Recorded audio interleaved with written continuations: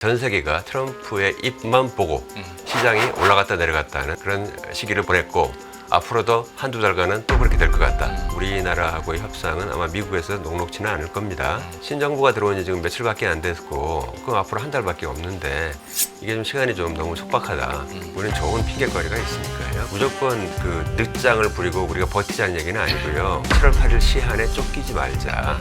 뭐 유럽이라든가 일본이 어떻게 협상을 타결을 짓는지를 좀 보면서 이제 가는 것도 괜찮지 않을까 이렇게 생각합니다. 이번에 G7 참석은 결국은 트럼프 대통령하고도의 상견례도 있지만 다른 6개 국가하고의 경제 협력을 더욱더 강화하자, 이런 게 굉장히 중요합니다. 특히나 또 최근에 또 이제 우리 그 상법 개정에 대한 기대감이 굉장히 큽니다. 그렇게 되면은 더욱더 우리 시장을 보는 시각이 우호적이 될 것이다, 이렇게 확신합니다.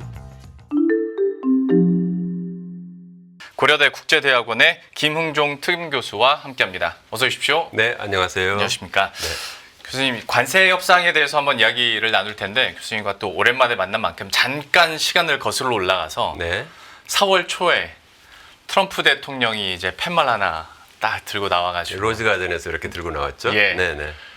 관세 숫자로는 처음 보는 숫자들이 난무했고, 네. 이게 실제로 가능한가? 그런 갸우뚱함을 하면서 지금 2달이 벌써 지났습니다. 네.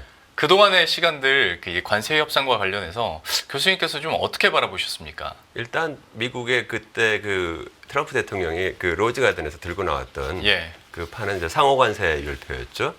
그래서 국가별로 보통은 이제 10%에서 50%까지 그렇게 된 건데, 그 중에 주요 국가만 뽑아서 그렇게 낸 것이고, 상호 관세율이라는 것을 아주 정말 기상천외한 방법으로 도출을 해냈어요. 네. 그 당시에 무역수지 적자, 미국에 대한 무역수지 흑자의 비중에 따라서 이렇게 일률적으로 정해버렸죠. 이런 방식으로 이렇게 했고, 그의 법적 근거가 IEEPA, 국제 비상 경제 수권법이라고 해야 되나요? 이제 그걸 통해서 했는데, 이게 굉장히 그 대통령의 권한을 자의적으로 규정한 것이기 때문에 법적인 안정성이 떨어집니다. 이제 그걸로 이렇게 시작을 했기 때문에, 그리고 또 문제가 되니까 또 90일 유예를 해놨죠. 네. 그래서 지금 7월 8일까지 그렇게 유예가 되어 있는 상황이고, 그래서 한마디로 말씀드려서 뭐 굉장히 전 세계가 트럼프의 입만 보고 일희일비하는, 시장이 올라갔다 내려갔다 하는 그런 시기를 보냈고, 앞으로도 한두 달간은 또 그렇게 될 것 같다. 이제 그렇게 보고 있는 거죠. 아무래도 시간도 오래 끌었고 말도 좀 바뀌는 과정에서 시장이 이 이슈에 대한 민감도는 약간 떨어지긴 했습니다만은, 사실 근데 경제적으로 봤을 때, 그리고 우리나라 경제로 봤을 때는 여전히 주요한 이슈이기도 하고, 관세 협상을 또 앞두고 있으니, 거기다가 또 이제 새 정부가 들어선 이후에 바로 협상을 시작해야 되는 상황이라, 야, 이것도 녹록치 않겠다라는 생각도 드는데, 전반적인 큰 그림이나 전략은, 그리고 스탠스는 좀 우리가 어떻게 갖춰야 될 것인가에 대해서는 어떤 제언해 주시겠습니까? 일단 우리가 한미 FTA를 통해서 거의 모든 관세율이 0이었죠. 예, 그런 상황에서 갑자기 관세율을 25%, 품목별 관세 25%, 상호 관세 25%를 하겠다라고 이렇게 트럼프 대통령이 얘기를 했기 때문에, 다시 이 25%를 갖다 다시 최대한 낮추는 선으로 우리는 협상을 해야 되는 것이고요. 예. 그러기 위해서는 우리가 이제 미국이 측에서 지속적으로 얘기하고 있는 비관세 장벽이라고 하는 부분이 몇 가지가 있는데, 사실 비관세 장벽이라고 하는 것은 미국 측에서 봐서 비관세 장벽이고, 우리 입장에서는 뭐 이런저런 이유로 해가지고 우린 정당한 국내 규제다, 이제 이렇게 얘기하는 것이죠. 네. 이제 그런 것인데, 상대적인 것인데요. 그런 부분에서 혹시 우리가 미국 측의 요구원을 부분적으로 수용하는 것이 우리 경제에 오히려 경쟁력을 강화시키는 데 도움이 되거나, 경쟁을 통해서 우리 산업의 또 경쟁력을 강화시키는 데 도움이 되면, 그런 부분은 좀 이렇게 개선을 해주고요.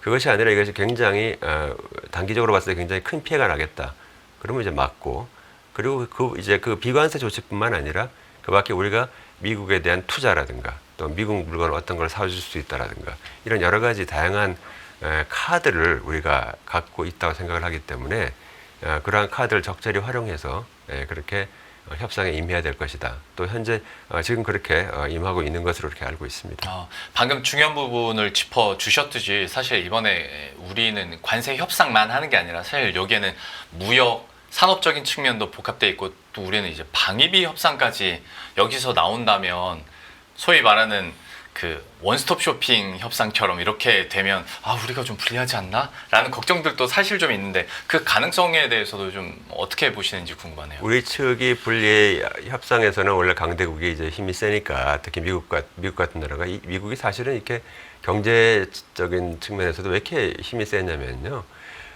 국내 시장 굉장히 커요. 그래서 니네가 우리 시장 먹고 사는 거 아니냐. 다른 나라에서 다 그렇게 얘기하는 것이거든요. 그래서 만약에 우리 말 안 들으면 우리 국내 시장을 막을 거야. 좀 이렇게 얘기하는 것이고. 예. 이제 그렇기 때문에 이제 그러는 건데, 그럼에도 불구하고 우리나라하고의 협상은 아마 미국에서 녹록지는 않을 겁니다. 예. 그래서, 우리가 줄 수 있는 카드를 주고, 예, 거기에 따라서, 우리가 잘 협의를 하면은 그래도, 최대한 타격을 좀 줄이지 않을까. 이제 그렇게 생각을 하고 있습니다. 네. 이건 좀 멀리 가는 질문일 수도 있는데 우리는 그러면 어디까지 내주고 어디까지를 취해야 될 것인가 뭐 이거를 무자르듯이 딱 할 수는 없겠습니다만은 거기에 대한 아이디어도 좀 갖고 계십니까? 예, 근데 비관세 장벽에 여러 가지 지금 한 대여섯 가지가 있죠. 뭐 망 사용료, 디지털 플랫폼 기업에 대한 독과점 규제라든가, 그다음에 쇠고기, 쌀 문제, 그다음에 뭐 의약품 문제, 뭐 이런 여러 가지가 있습니다. 지금 현재 여러 가지가 있는데 그런 부분에 대해서 구체적으로 어느 하나 하나에 대해서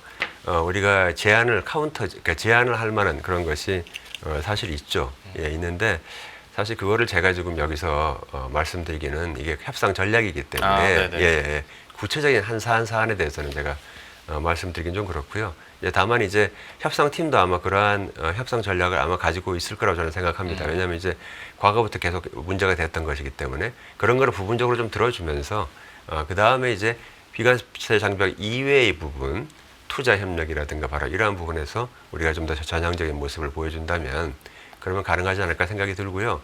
요새 그 조선 협력 얘기 많이 나오고 있죠. 그렇습니다. 그리고 네. 이제 알래스카 LNG 투자 그 문제도 있는데 그 문제도 이제 그걸 반드시 뭐 그냥 이거 무조건 안 된다 이렇게 얘기할 건 아닌 것 같고요.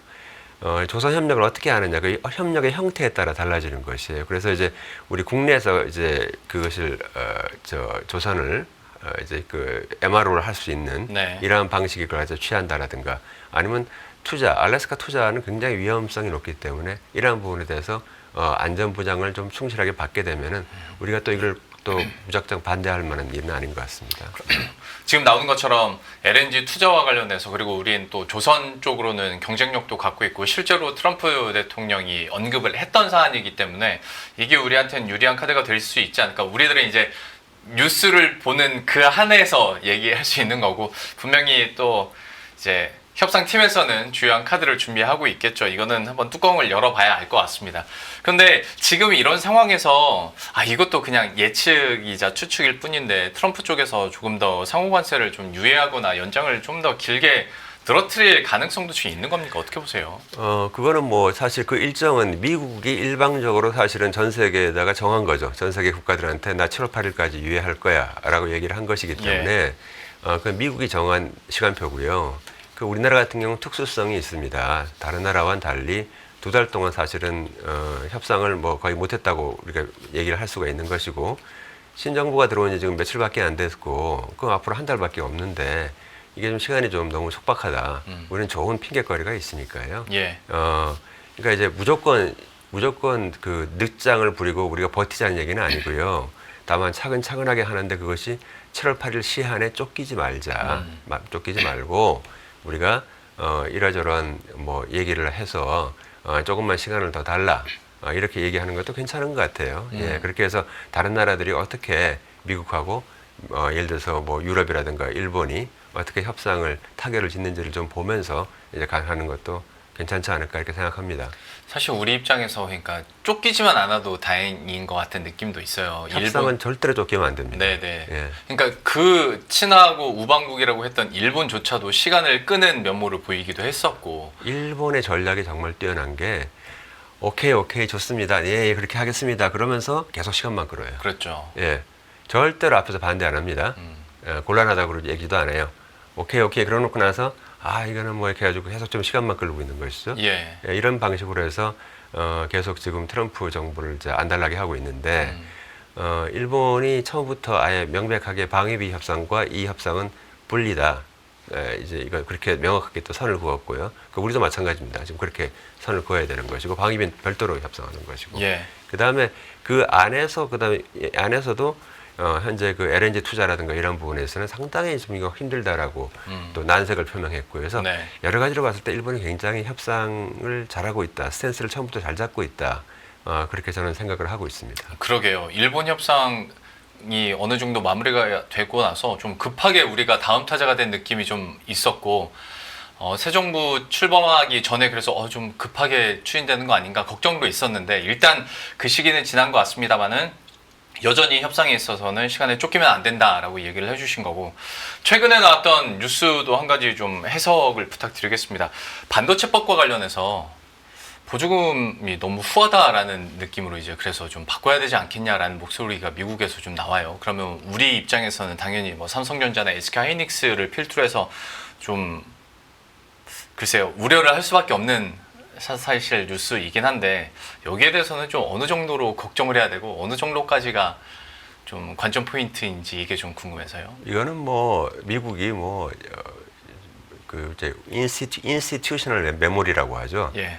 제도적인 기억이 있어야 되는데 정부가 바뀐다고 해서 그렇게 약속을 뭐 손바닥 뒤집듯이 그렇게 뒤집는 그런 거 있기 때문에 일단은 기본적으로 신뢰성에 심각한 타격을 주는 행위라고 하는 걸 분명하게 선을 그어야 되고요. 예. 이건 뭐 당연한 거고 미국 입장에서 보면 사실 좀 딱해요. 뭐냐면은 지금 현재 지금 의회에 지금 감세 법안이 올라가 있지 않습니까? 지금 그러고 있는데 감세 법안에 대해서 굉장히 그것이 재정 적자가 심각해질 우려가 있다라고 얘기가 되고 있고 그래서 그러니까 그러면 우리 보조금 주는 것도 줄일게. 줄여볼게 이렇게 해서 지금 현재 그렇게 내놓은 상태거든요. 예. 그렇지만 우리 입장에서 보면 일단 약속이 돼 있었던 것이기 때문에 이것에 대해서 해달라 계속 유지를 해달라라고 강력하게 요구를 해야 되고요. 뭐 다행히 완전히 없어지는 것은 아니기 때문에 최악의 경우도 물론 상정을 해야겠습니다만은 최대한 그대로 받아내는 걸로 그렇게 이제 우리는 계속 주장을 해야 되는 것이죠. 마치 상호관세와 기본관세라는 것은 우리가 인정할 수가 없다. 0%로 했는데 어떻게 이걸 갖다가 그렇게 인정할 수가 있느냐 이렇게 한미 FTA를 기준으로 해서 우리가 논의를 시작하듯이 이 문제도 마찬가지로 논의의 시작을 보조금을 전부 받는 걸로 해서 시작을 해야 된다 저는 그렇게 생각하고 있습니다. 좀 꼭 그렇게 됐으면 좋겠습니다. 네. 그리고 그 전초전이 될 이벤트 중에 하나가 이재명 대통령이 이제 G7 정상회의에 초청을 받았단 말이죠. 여기서 비공식적으로라도 트럼프 대통령과 조우하지 않겠냐, 뭐 회의라도 하지 않겠냐, 뭐 이런 전망들도 나오긴 합니다만은 여기서는 첫 수를 어떻게 둬야겠습니까? 이것도 좀 얘기를 해주시죠. 가볍게 만나는 게 좋을 것 같아요. 이번 G7 같은 경우는 캐나다에서 열리고요. 네. 캐나다에서 열리고 알버타주에서 열립니다. 그 캘거리 근처에 있는 조그만 마을에서 열리는데 초청을 캐나다 측에서 굉장히 늦게 보냈어요. 우리만 늦게 보낸 게 아니라 G7 이외의 국가들에 대한 초청이 굉장히 늦었습니다. 그렇게 됐고 여기에 대해서 G7에 과연 참석하느냐 마느냐 지금 대통령께서 지금 취임하신 지 얼마 안 됐는데 네. 더군다나 지금 미국과의 협상이 남아있고 그래서 굉장히 이건 예민한 문제지만 일단 참석을 하는 것이 좋겠다라고 결정을 한 것이고요. 이번에 G7 참석은 결국은 트럼프 대통령하고도의 상견례도 있지만 다른 선진국 서방 7개국과의 6개국과의 또 이게 상견례도 있기 때문에 예. 저는 트럼프 대통령과의 만남은 짧고 가볍게 우호적으로 끝내는 게 좋고요. 그리고 다른 모든 정상들과 직접 대면해서 앞으로 몇 년 동안 또 계속 잘해보자 라고 하는 그러한 좋은 모습을 보이는 것이 좋겠다. 그렇게 생각을 하고 있습니다. 네. 상견례 수준에서 네, 네. 예, 그 정도 네. 얘기를 해주셨습니다. 근데 또 그러니까 우리 입장으로 뭔가 팍팍 진척을 했으면 좋겠는 마음도 솔직히 개인적으로도 있고 최근 이제 이재명 대통령이 취임하고 나서 엄청나게 빠르게 물론 다른 분야긴 합니다만은 행정을 이어가고 있지 않습니까? 그러니까 사실 우리 지난달 수출 지표를 보면 대중, 대미, 대일 수출이 다 좀 안 좋고 좀 뒷걸음질 치다 보니까 G7에서 뭔가 상견례보다 한 발 더 간 뭔가 좀 협상도 하고 전략적으로 좀 우리가 대응을 해야 되지 않을까라는 것도 있는데 그러면 꼭 미국뿐만 아니라 다른 주요국들과는 우리가 좀 어떻게 스탠스를 갖고 전략적으로 G7 정상회의에 참여를 해야 할지 아니면 그냥 이 나라와도 그냥 초반에는 상견례 정도로 맞춰야 될지 일단 기본적인 원칙을 합의하는 게 중요한 것 같아요. 그 정상들하고 일단 내란을 극복하고 한국식 민주주의를 확립했다. K 민주주의 그걸 갖다가 아마도 그걸 인정을 받는 자리가 될 것 같습니다. 또 축하도 받고요. 그래서 바로 그러한 부분을 갖다 분명하게 이제 우리가 확인해야 되고요. 그 다음에 이제 우리가 지금 현재 미중 간의 그 갈등이 굉장히 심각하기 때문에 예. 다른 선진국하고의 경제 협력을 더 확대할 필요가 있고, 그래서 마침 또 다른 6개 국가의 정상들이 있기 때문에 다른 6개 국가하고의 경제 협력을 더욱더 강화하자, 이러는 게 굉장히 중요합니다. 지금 예를 들어서 보세요. 지금 우리가 GDP 전체 그 경상 GDP의 규모로 보면 미국이 100이라고 한다면 지금 중국이 한 60 몇 정도 되고요. 예. 중국하고 EU가 거의 비슷한 수준이 됐어요. 영국이 브렉시트로 나가는 바람에 그 중국이 조금 더 많습니다. 현재 그런 상황까지 왔는데, 최종재 시장의 규모를 보면요, 미국이 100이라고 하면 중국이 한 33밖에 안 돼요. 네. 그리고 유럽이 100이라고 한다면은 중국은 59 정도밖에 안 됩니다. 그 얘기는 결국 뭐냐면은 여전히 미국과 유럽 시장이 중요하다는 것이거든요. 예. 최종적으로 그 물건을 사는 나라가 어딘가 봤을 때 미국이 1등, 유럽이 2등, 그리고 중국은 훨씬 작다는 것이죠. 자, 그렇기 때문에 바로 이러한 측면에서 미국과의 문제가 있을 때 유럽과의 경제 협력을 더욱더 확대하기 위해서 우리가 한미의 FTA를 갖다 좀 더 업그레이드 한다라든가, 물론 여러 가지 방안이 있거든요. 예. 그래서 이러한 방안을 갖다가 구체적으로 말하지는 않더라도 여기서 우리가 이 나라들하고 다른 선진국들과 경제 협력을 확대하자. 우리 잘 알지 않느냐. 지금 미중 간의 갈등 상황이 심각하니까 우리끼리 잘해보자. 뭐 이러한 그 모습이 좀 연출이 되면 좋을 것 같습니다. 예. 그러니까 뭐 우리는 관계를 복원하거나 확대할 의지가 있어, 이 정도 뉘앙스만 전달을 하더라도, 예. 우리가 G7에서는 훨씬 마음이 편해요. 마음이 편하게 자유무역을 옹호하고 얘기를 해도 괜찮습니다. 왜냐하면 G7이기 때문에. 이제 예를 들어서 그게 아니라 이제 중국이 들어가 있고 뭐 다른 나라가 들어가 있는 경우에서 지금 현재 국제 무대에서 중국은 마치 자유무역의 수호자인 것처럼 현재 행세를 하고 있거든요. 그러니까 중국이 있는 자리에서 우리가 자유무역을 적극 옹호한다라고 말을 했을 때, 아, 저거 친중인가? 이렇게 이제 오해를 받을 수가 있어요. 네. 그렇지만 이 G7이라는 자리는 그런 자리가 아니기 때문에 바로 여기서 우리가 전통적으로 서방 선진국이 갖고 있던 가치, 그리고 또 우리가 계속 추구해왔던 가치를 강조하는 것에 대해서는 별 문제가 없을 것 같습니다. 그리고 이거는 사실 서두에 좀 여쭤보려고 했는데 제가 놓쳤습니다. G7에 이번에 그 초청이 됐다라는 것으로 국내에서의, 그러니까 한국이 정치적 불확실성이 어느 정도 해소됐다라는 거를 대외적으로 인정받았다고 우리가 해석을 할 수 있겠습니까? 예, 그럼요. 지난 6개월 동안에 정치적인 불확실성이 계속 해소가 안 돼가지고요. 예. 그동안의 한국을 보는 시각이라는 것이 우리가 이 내란을 종식시키는 방향으로 조금 더 나가게 되면은 시장이 확 좋아졌다가 또 그게 반대로 가게 되면 또 시장이 나빠지고 하는 이러한 것이 계속 반복이 돼 왔었거든요. 그랬죠. 예. 그랬었는데 이번에 이제 정치적 불확실성이 사라졌다. 한국에서.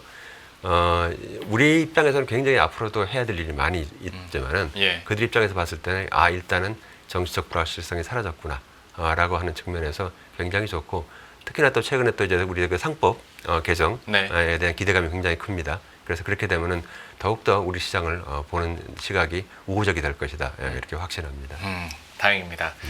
그리고 저희가 앞에서 일본 얘기 잠깐 꺼냈었는데, 미일 관세 협상은 지금 5차까지 갔는데, 아니 시간을 끌고 어떻게든 유리한 쪽으로 가져가려는 마음은 알겠으나 여기는 왜 이렇게 결론이 안 나지라는 생각도 있는데, 이거 어떻게 돼가고 있는 겁니까? 여기는? 이거는 미일 간에는 지금 현재 일본이 현재 뭐 24% 상호 관세 그 부분 다 없애달라 그렇게 얘기하고 있고, 예. 그다음에 이제 투자와 관련해서는 이게 참 트럼프 입장에서 입장이 난감한 게 24%이 관세를 없애주면 당장 없애주는 거죠, 그렇죠? 근데 만약에 일본이 우리가 알래스카 LNG에 투자할게, 우리 기업들로 하여금 다 투자할게라고 하는 것은 이게 실제로 투자가 이루어지는 건 먼 미래의 일이거든요.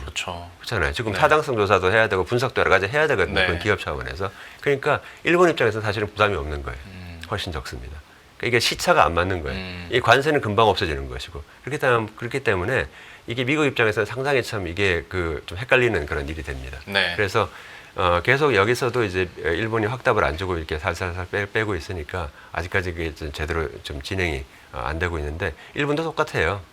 유럽하고 EU하고 어떻게 얘기되는지 좀 보겠다. 그다음에 한국하고 어떻게 되는지 보겠다. 좀 다 이렇게 서로 눈치를 보고 있으니까 트럼프 대통령이 답답해가지고 베스트 오퍼를 빨리 6월 4일까지 가져와라 이제 네. 이런 얘기를 했는데 지금 그것도 제대로 안 지켜지고 예. 있는 것이죠. 아. 우리도 일주일을 연기시켜놨고. 네네. 예, 예. 그러니까 한때는 일방적으로 미국에 끌려가던 때도 일본이 있었는데 이번 관세 협상 5차까지 가는 걸 보면서 야 이거는 우리도 벤치마킹 해볼 만하다라는 전략이나 포인트가 혹시 있으셨을까요? 큰 틀에 있어서는 계속 동의를 하고요. 세부적인 사안에 들어가서는 계속 문제점을 따지고 이 부분에 더 추가적인 논의를 해야 돼서 굉장히 그 사안 하나하나 어젠다 하나하나에 대해서 굉장히 정밀하게 따지고 들어가야 된다는 것입니다. 그래서 그 실제로 저도 이제 뭐 협상 자문위원으로 많이 그 협상에 많이 가봤는데 굉장히 그 세부적인 사안에까지 굉장히 치밀하게 그렇게 협상 전략을 짜는 게 굉장히 필요합니다. 그래서 일본은 그런 측면에서 좀 잘하고 있는 것 같고요. 그래서 우리나라도 우리나라의 협상팀도 굉장히 잘합니다. 네, 그렇기 때문에 치밀하게 세부적인 부분까지 이렇게 꼼꼼하게 따지고 물고 늘어져야 된다. 이제 그렇게 됩니다. 이게 테이블에 앉으면 협상 테이블에 앉으면요. 그때부터는 또 완전히 또 다르게 또 이렇게 진행이 돼가요. 예. 그러니까 이게 트럼프 대통령이 윽박지른다고 해서 이게 되는 게 아닙니다. 네, 그래서 서로 주고받기가 일어날 수밖에 없는 것이고요. 예, 그렇기 때문에 그런 측면에서 충분히 시간을 좀 활용해야 된다 이렇게 봅니다. 이거는 제 무지에서 오는 기우일 수는 있는데 그래도 여쭤보겠습니다. 새 정부 출범한 지 얼마 안 됐잖아요. 꼼꼼하게 준비하고 철두철미한 전략을 짜기에 시간적 여유가 너무 없는 거 아닐까? 그냥 괜한 걱정도 있는데 그 걱정은 안 해도 되겠죠? 그거는 뭐 걱정이 되죠. 걱정이 되죠, 당연히. 되는데 4월 말 5월 초에 있었던 그런 가장 위험한 순간은 지나갔어요.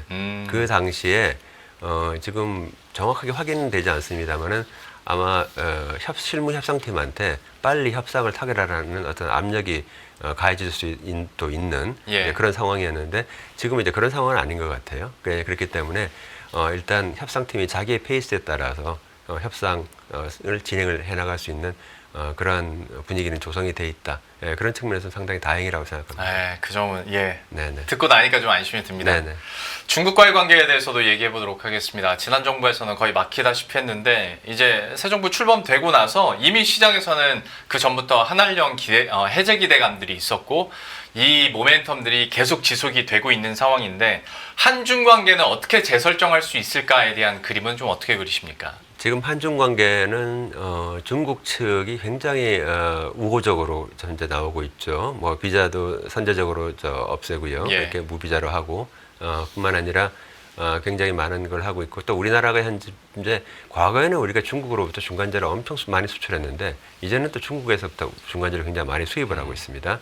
현재 그런 상황에서 경제 협력이 확대되어 나가고 있습니다. 근데 이것이 새 정부 들어가서 이제 경제 협력을 확대를 하는데 다만 첨단 일부 소수 첨단 분야 기술 분야에 있어서는 미국의 원천 기술이 사용되어서 지금 현재 양국 한국도 그렇고 중국도 그렇고 그렇게 해서 그걸 기반으로 해서 좀 생산이 되는 그런 분야가 있죠. 네. 그런 분야에 있어서는 아무래도 미국의 2차 제재, 세컨더리 보이콧 바로 이러한 위험성이 있기 때문에 협력에는 한계가 있을 것 같아요. 그러나 이제 그 이외의 범용 제품에 있어서는 상당히 그 협력을 하는 것이 굉장히 필요하고 또 의미가 있을 것 같다는 생각이 들기 때문에 양자간에 일단 모여가지고 만나가지고 어떠한 방식으로 협력을 확대할지에 대해서 얘기를 해볼 수 있는 분위기는 조성이 되도록 할 것이다 이렇게 봅니다. 한중 관계에 대해서도 한번 지켜보긴 해야겠습니다. 그런데 지금까지 뭐 알려주기로는 이재명 대통령 역시 이제 중국과의 관계 복원은 하겠다라는 스탠스로 알려져 있기 때문에 여기는 또 어떻게 궁짝이 맞을지는 지켜보시죠. 근데 현재까지는 주식시장에서 시장 참여자들이 바라는 것처럼 어떤 조금 더 관계 회복과 한한령 해제 기대감들이 남아있다라는 부분은 계속 짚어가면 좋을 것 같고요.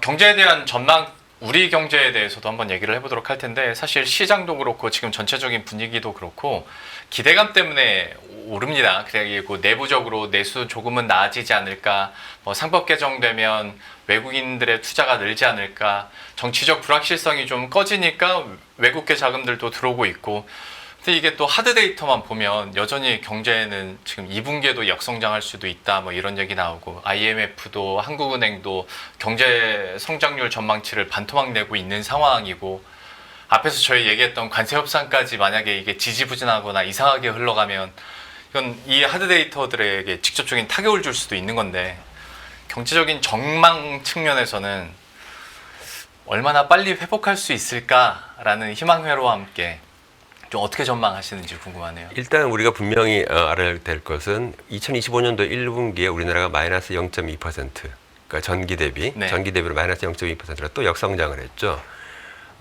이거는 트럼프 관세 정책과는 전혀 상관이 없는 겁니다. 이거는 순전히 내란 사태로 인한 정치적 불확실성 때문에 그렇게 된 것이에요. 마이너스 0.2고 트럼프 관세 정책에 영향을 미치기 시작한 것은 사실은 5월입니다. 5월부터입니다. 5월부터 해서 5월에 우리의 철강, 자동차, 대미 수출이 급감했죠. 예, 현재 그런 상황이고요. 이것이 6월, 7월까지는 계속 될 것 같고요. 그래서 2분기 성장에서 말하자면 본격적으로 트럼프 효과가 올 것이다. 이렇게 보고 있고요. 다만 우리가 조금 희망적으로 볼 수 있는 것은 그동안에 계속 이제 재작년 계속 저성장 기조가 됐던 게 내수 침체가 있고 건설 부분에서 투자도 안 되고 그리고 수출도 뭐 좀 잘 된다고 하지만은 전년 동기비해서 잘 됐다는 얘기지 2021년도 수준을 간신히 좀 가는 그 정도 수준이었거든요. 레벨로 봤을 때. 현재 그런 상황이었는데 올해 이제 하반기 와가지고는 조금 더 수출이 아마 미국에 대한 수출은 좀 줄어들겠지만 다른 곳에 좀 수출이 늘어날 것 같고 기본적으로 내수가 상당히 좀 괜찮아질 것 같아요. 그래서 하반기는 조금 더 낙관적으로 보는 것이 좀 괜찮지 않을까 이런 생각이 들고요.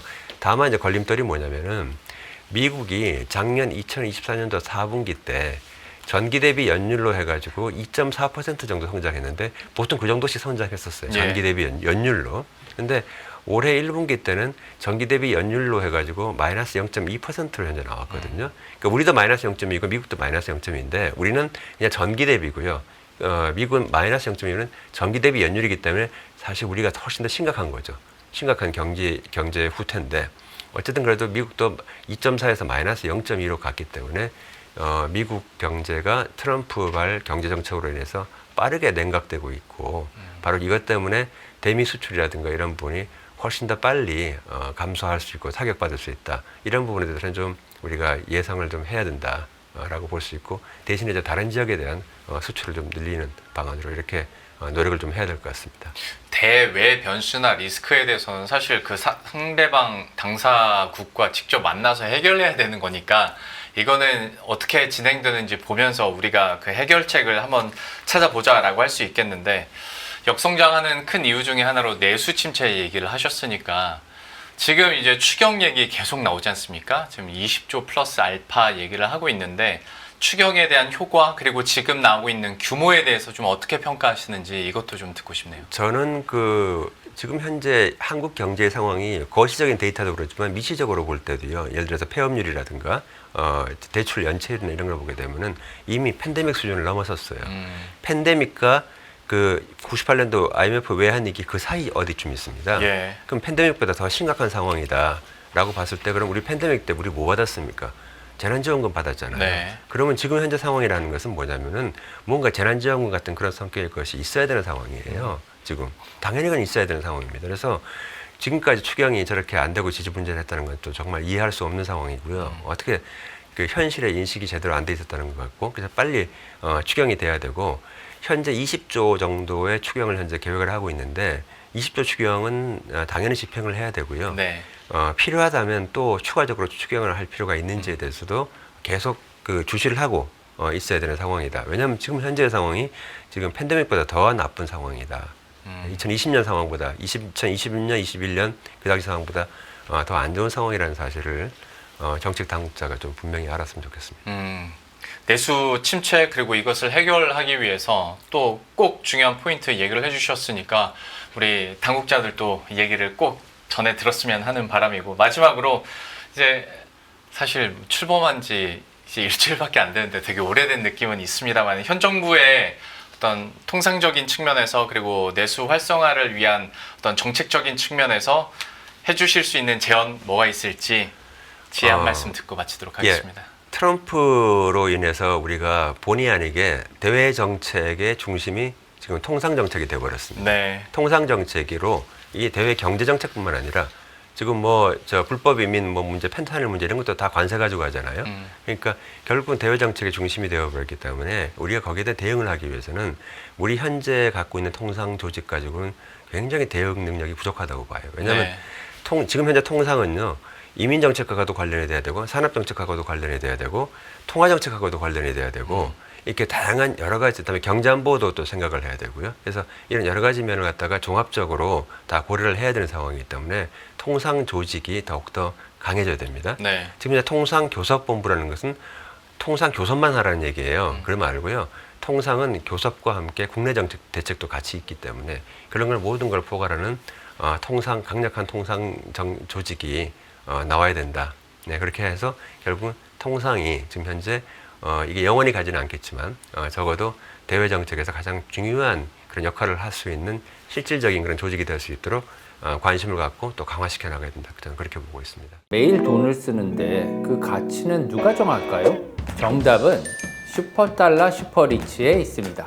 복잡한 공식은 빼고 투자 타이밍을 잡는 환율의 핵심만 담았습니다. 빠르게 변화하는 금융시장, 그 중심엔 언제나 환율이 있습니다. 오늘부터 환율과 썸 타볼까요?